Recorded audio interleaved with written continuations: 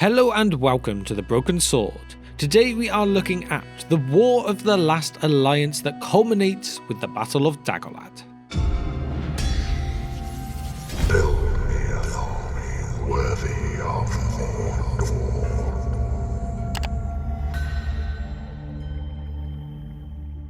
Today we carry on once more with our series of book versus movie comparisons, with us again today sticking to The Lord of the Rings.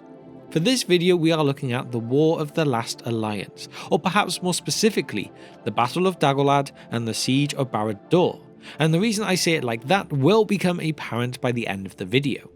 This is an event that takes place at the end of the Second Age of Middle-earth, and is told as stories in the books, but it is shown as a prologue sequence within the Fellowship of the Ring movie.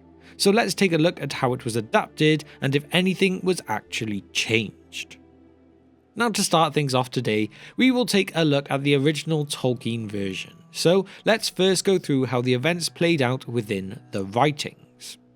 We hear about this war within the Lord of the Rings The Fellowship of the Ring book mainly through the discussion of the Council of Elrond chapter, although we also learn a bit more from Strider and Sam in the Knife in the Dark chapter 2, where Sam recites the lay of the fall of Gil-galad. But to summarise it all, the War of the Last Alliance was when the, as you can probably tell by the name, Last Alliance of elves and men marched on the land of Mordor for one almighty strike in their attempt to take down Sauron within his fortress of Barad-dur. This war started in the year 3429 of the Second Age and lasted for 12 years, with the end coming in the year 3441. It all started from Sauron's spirit enduring the downfall of Númenor and then returning to his fortress of Barad-dur within Mordor, and it was from here he began to be able to take some kind of physical form again, albeit not the fair forms that he had previously, like when he was Annatar. So, when Sauron was back he wished for revenge, as a Dark Lord would, and his first strike was at Minas Ithil. And he took this fairly easily as they were unaware that he had really survived the downfall, so were taken by a lot of surprise that he came for them. It was from these events that Elendil and Gil-galad formed the Last Alliance in 3430, and their goal, defeat Sauron once and for all. They would spend 3 years in Imladris preparing their tactics and preparing for war before finally marching to Mordor. Here they were joined by the forces of Anarion and also the dwarven folk of Moria that were from the line of Durin, and this is where the Battle of Dagorlad begins. And also just to add here, Anarion is one of the sons of Elendil. The beginning of the battle did not go to plan for the forces of good, for the company of Oropher, who is the father of Thranduil and of course then the grandfather of Legolas, where his elves charged before Gil-galad gave his orders, meaning nearly all, including Oropher himself, were killed. It is actually this event, when they were pushed south and killed, that they were forced into the area that then became known as the Dead Marshes. However, once Gil-galad and Elendil took their forces in, the tides began to turn, for none could withstand their strength and they instilled fear into all that opposed them, and they managed to drive Sauron's forces back towards the Black Gate. And once they had broken through, it was here that the Siege of Barad-dur began. Even though they had managed to fight their way to what felt like the last hurdle, it was said that no power less than that of the Valar could have actually defeated the Dark Tower by force, and this was shown by that the siege would start in the year 3434 and not conclude until 3441. Okay, not quite as long as the Siege of Angband, but that one did actually involve a Valar, where this was just one of the Maiar. Now, Isildur and Anarion would fight with their father Elendil, but Anarion would fall 1 year before the siege was finally broken by something thrown from within the tower. Once the siege had reached its 7th year, it became time for Sauron himself to enter the battlefield, and he alone almost completely turned the tide his way. However, Gil-galad and Elendil challenged the Dark Lord, with Elrond, Círdan and Isildur also standing with them.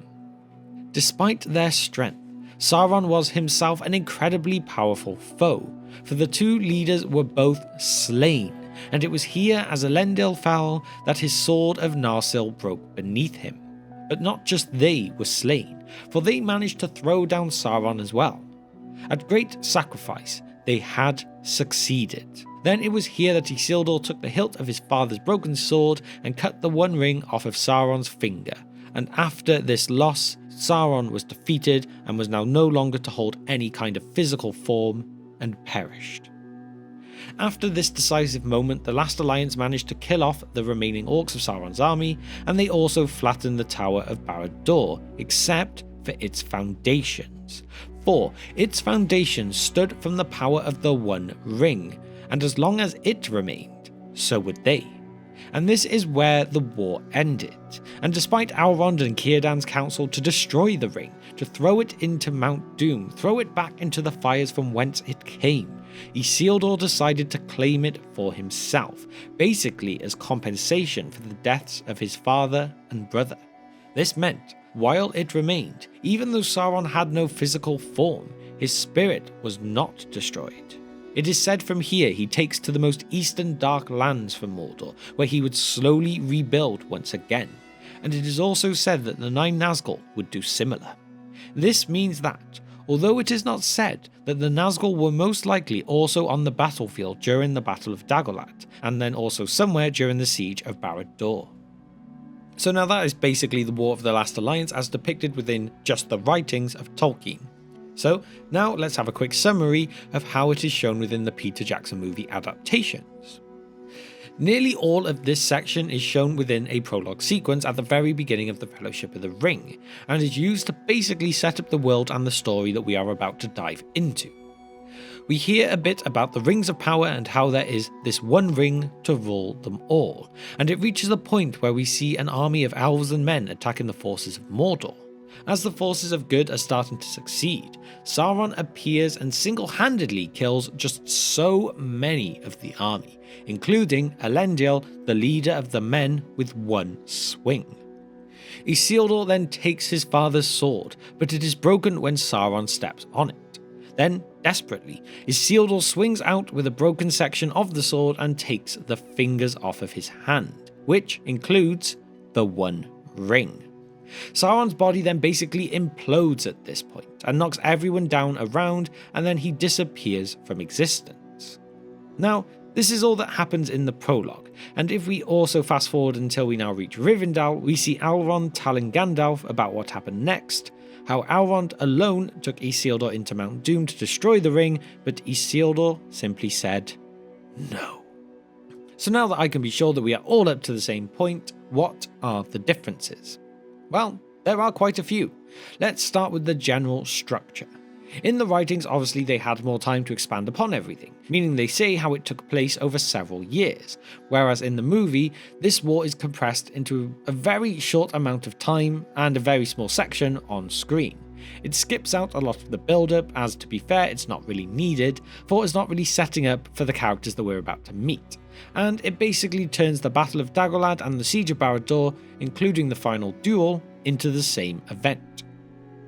Now, if you look at the people involved, the movie definitely cut out a few. For example, the Elven section of the army appears more as though it was commanded by Elrond, whereas we know that Gil-galad was truly the one in charge in the writings. And this was most likely done to give Elrond a more powerful and experienced presence within the movies, as we are going to spend a fair amount of time with him. But this also happened with the men too. Anarion was completely left out of the movie adaptation, and Elendil was not shown to be as strong of a warrior as he was. Really just like Gil-galad, almost shown to be more as an old king than a powerful warrior. And this moves us on to another of the main points that is different, and that is just how Sauron actually managed to be struck down. Whereas in the writings you had two great leaders of two great races in Elendil and Gil-galad, valiantly leading their armies throughout many years to reach the point that they could force Sauron himself to come out onto the battlefield, in the movie it happens fairly quickly with no real mention of why, apart from that he might just be losing that one battle. And here too, Gil-galad and Elendil fought this Dark Lord toe to toe and actually managed to bring him down, even though it meant that they fell too. The last two great allied leaders of the Last Alliance fought and fell together for their great cause, whereas the movie makes Elendil fall with just one swing of Sauron's mace, and Gil-galad does not even get the respect of an on-screen death. Albeit, it was said that they filmed his death, it was just it couldn't even make it into the extended editions. Maybe this is something we could see in a potential extended edition in the future. I mean, I think all of us would love an even more extended version of The Lord of the Rings. And in fact, why not leave me a comment below of an extra extended edition, please? If you would actually like to see one, because I feel like we all would. But anyway, back to the differences that we do have. And this next one is one of the big ones, and it lies with Isildur. First, he is given a much more important role in the movies, as he is shown to be the one to actually take Sauron down by cutting the ring from his still very much alive hand. Whereas all he did in the book was cut the ring off an already fallen body's finger. Albeit he does use the broken hilt of his father's sword to do this action in both book and movie. Especially when we take into account the later scene too. In the movie he is apparently corrupted by power very quickly due to the One Ring and refuses Elrond's advice. Whereas in the writings it is more down to him feeling he deserved some kind of compensation as Sauron took his family from him. It feels like there is much more of a reason behind his decision making in the books, whereas he seems just a bit weak-willed in the movie. And just to add one more little point, and that is when we see Elrond try to counsel Isildur into destroying the ring in the movie. In the writings, the elf Círdan is also present during this, and he was actually considered one of the greatest of his race, but he was a character that was very much missed out of the movie adaptations too. Another character that would have been great to see, but sadly they couldn't fit him in. So there we have it, a look at the differences between the War of the Last Alliance between the books and the movies. A lot of people may just miss that this is obviously an entire war, not just a single battle. So sometimes when people talk about the War of the Last Alliance, they may specifically be talking about an event like the Battle of Dagorlad or the Siege of Barad-dur. Because of the movies, it does get a bit confused. Most of the changes that occur are really just down to sections or information that is not important enough to set up the story of the Lord of the Rings being cut out. After all, the prologue is really mainly there to set up the world and events of the Lord of the Rings journey, so a lot of backstory would not add anything to it once we meet Frodo. So because of all this, some changes like that, or perhaps giving Elrond a more commanding role, or cutting out someone like Anarion, may make a fair bit of sense.